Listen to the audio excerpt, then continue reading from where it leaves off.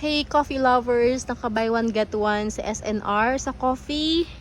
Itong Nescafe na Matinal Suave. Saan yun? Ito yun, ito pala. 509, dalawa na. Itong Tradicao. Yung Tradicao.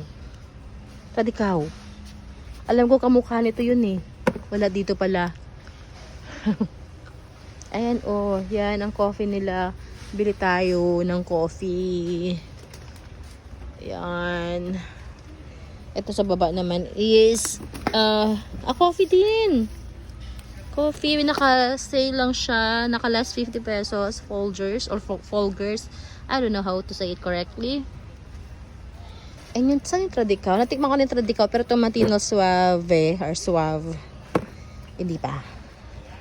So let's try. Get some coffee.